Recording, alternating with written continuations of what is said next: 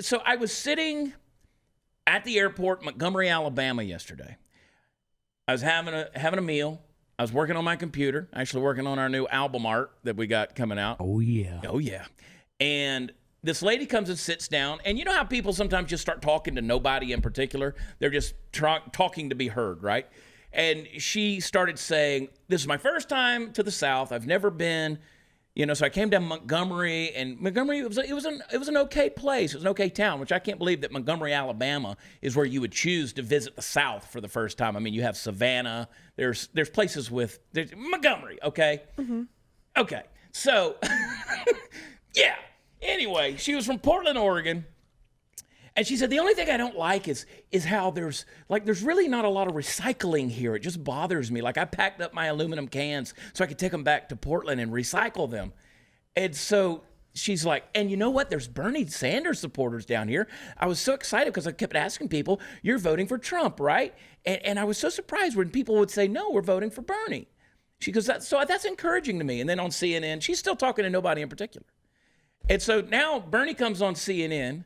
He had been with Anderson Cooper over the weekend and all this stuff. And so they're playing a little deal. And she looks at me and she goes, don't you think that Bernie Sanders has a chance? And I said, not in hell. And that was just all I said. She goes, really? Why? Well, then I went and started unpacking why. I said, here's the deal. And I'll say this to you guys, because I didn't say it to everybody. You've heard me say it over and over again. The Civil War that's coming is not right versus left. It's left versus left. You're going to see this because you're already seeing it. You're already seeing the attacks that are coming. They don't want Bernie Sanders. Chris Matthews even came out over the weekend and said, no, this is like the Nazis invading France.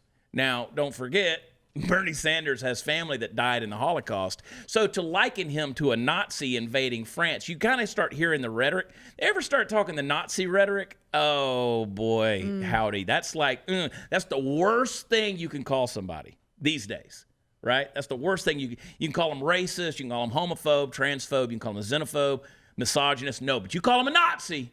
Oh, God, you're the worst of the scum. It's on. To liken Bernie Sanders by a leftist like Chris Matthews on national television, to liken him to a Nazi, these are fighting words, right? These are fighting words.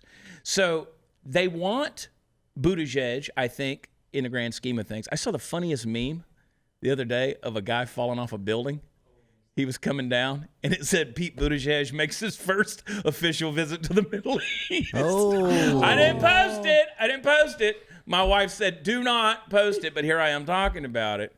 But the truth is still there. I've said it over and over. America may be ready for a gay president, but the world is not. The world is not. The Middle East doesn't, they don't savvy to that a whole lot. Mm-hmm. But they want anybody that can. Bloomberg, yes, he got eaten alive. Did you watch the debate last week? I did. Oh, it was horrible. I mean, they beat him like a redheaded, no offense, Chance, a redheaded stepchild. Like a ginger, soulless little leprechaun. They beat him. Mini Mike got beat. We can see the emails now. Redheaded stepchildren. So unite. how would you have handled that? Let's talk about that for a second. Yeah. Well, if you say it. Yeah. If you say it. Y'all know you don't like your redheads. I actually love redheads. I actually do. That's like something about it. Anyway, Chance, snatch that hat off of you, boy, and go to work. Pucker up, Sonny.